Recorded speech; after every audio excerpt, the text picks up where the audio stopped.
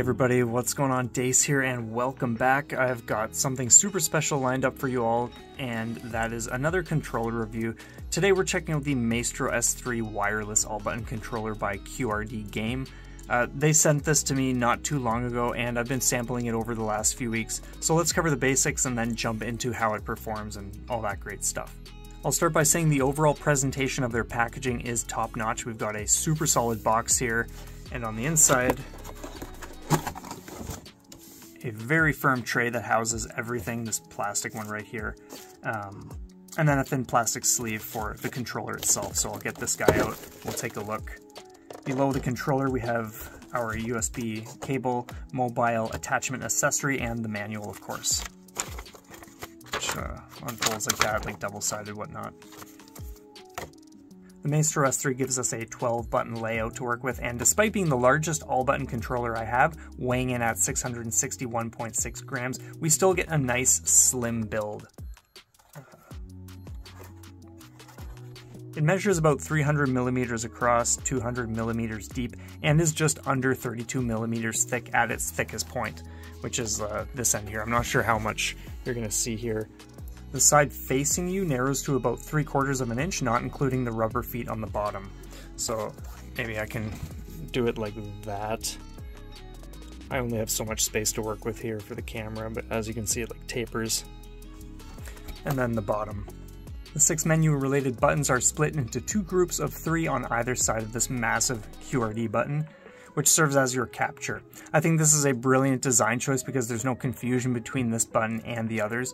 When you want to take a screenshot or capture a clip, you know exactly what button it is without thinking about it or feeling around. On other controllers, it sometimes takes a second to find the correct button, or there's the occasional mispress, and you end up going to the home screen or pausing when you don't want to. So this is something I really appreciate seeing. As for the menu buttons, we have Share, Turbo, and L3 on the left, and Option, which serves as your start button, Q, which takes you to the home screen, and R3 on the right. The Direction and Action buttons are nice and big, all measuring a little less than 30 millimeters. It's such a minimal difference compared to like actual 30 millimeter buttons that you would hardly notice unless you have them against each other. I might throw in like a little comparison thing. You might not even be able to see it in the picture, but we'll see. But I did like measure them. As for the jump or up button, this one right here, that sits at a whopping 1 1/8 across. Pretty awesome stuff. I think this larger size is a fresh change compared to what I typically play on, and I was informed that they plan on offering different button colors in the future, which I also think is fantastic since I'd love to get some purple or blue keycaps on this thing, or even like some oranges or something different. But we'll see what color options they come up with for us. The buttons are all ringed with RGB LED lighting and can be set to a single color, gently cycle through all the colors, or turned off entirely. I asked what micro switches they use for the Maestro S3 and was told they use their own brand. So if you pop off one of the button caps, we can see a white micro switch right there. And there is a tiny name. I may or may not include like a picture, like zoomed in.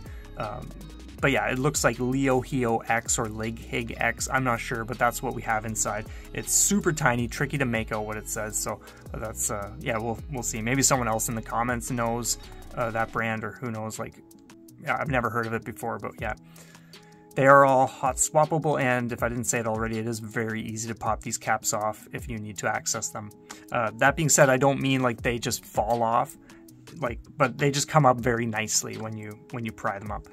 It's not a struggle by any means. Another thing I like about the Maestro S3 is that your button pressing is very soft and quiet. I enjoy controllers with a nice click, but the more silent performance fits with the look and feel of the S3.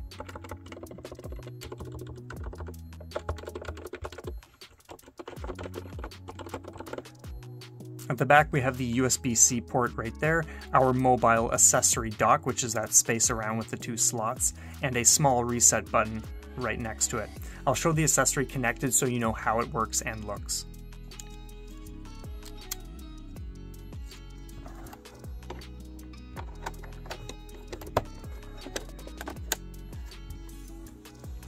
And then you would just put your phone right up there. So I think that's a really cool feature, and I might as well just go to the back again. But if you do need to access the interior, you can pull out these rubber feet on the bottom and take out the 8 screws. these come out nicely. They don't fall out or anything like that. Sometimes they do take a little bit to like push down into place, but they're very firmly in there, and I think that's great. The controller has onboard audio, and the jack is on the left side right there. And we do have an LED indicator light. This little strip here, I'm just gonna zoom in a little bit, that you can see right below the QRD button. Right out of the box, the Maestro S3 supports PS3 and PS4, Nintendo Switch, Xbox 360, Android, iOS, and PC. Additionally, we have 2 standard SOCD modes, programmable direction buttons, a programmable turbo function, easy mode, programmable latency modes including automatic, low, medium, high, and highest, X input and D input support on PC, and automatic system recognition upon wired connection. When I plugged in for the first time, I didn't need to hold down a designated button or go through any other form of setup for the controller to register. It was smooth and instantaneous. As for the wireless functionality, their site mentions you get 8 hours of gameplay time with the LEDs turned on, 8-meter range via Bluetooth, 3 hours fast charging, and 30-day retention. This is one area where I haven't tested things as much as I would have liked due to limited game time these days, so these are things I'm unable to confirm. In terms of performance, I ended up mostly playing and testing the Maestro S3 with fighting games. I agreed to delve deeper in this direction since they designed the controller mainly for those types of games, so that was just part of the arrangement and something I wanted to honor.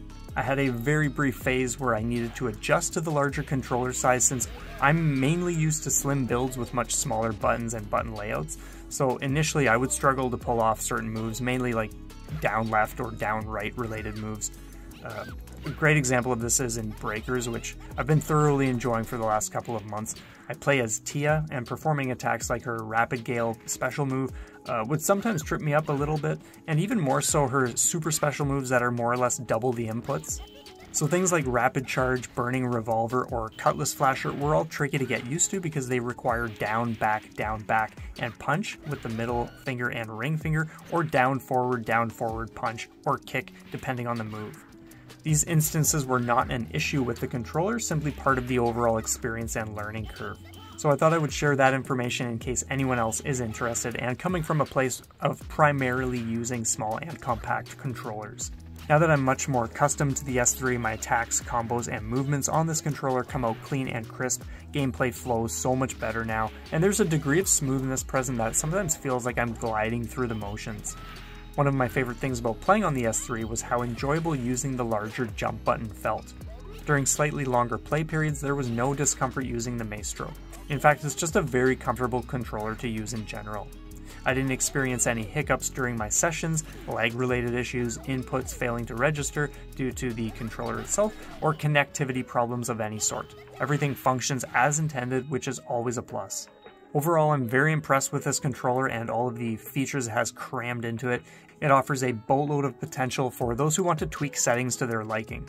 The RGB LED lighting is soft and pleasant in the dark, and playing wireless was smooth 100% of the time. The shell has a solid design, the menu buttons have an intuitive layout, and the direction and action buttons are spaced nicely. The Maestro S3 can be found on the QRD website for about 230 Canadian, 170 USD, or 135 pounds. If you're looking to get an all-button controller for fighting games or other types, this one isn't going to break the bank like some controllers. It's a great in-between size for those who don't want to be on something as massive as the Hitbox or much smaller controller options. One of the biggest highlights is the wireless capability, and I can see a lot of people thoroughly enjoying the Maestro S3 for that reason. But that more or less wraps things up for this video. Is a wireless all-button controller something you'd be after, or is there anything in particular that sparked your interest here? I would love to hear your thoughts. Additionally, if there's another controller you'd like me to check out, I'm always open to suggestions. A huge thanks to QRD for providing me with this opportunity, and to everyone who watched. An extra huge thanks goes out to Jesse for all of the back and forth emails since January. I really appreciate all of your help, kindness, and enthusiasm. This video feels like it's been a long time coming, so I'm glad it's finally up and out for people to see. With that said, have a stellar day everybody, and we'll see you all soon. Take care.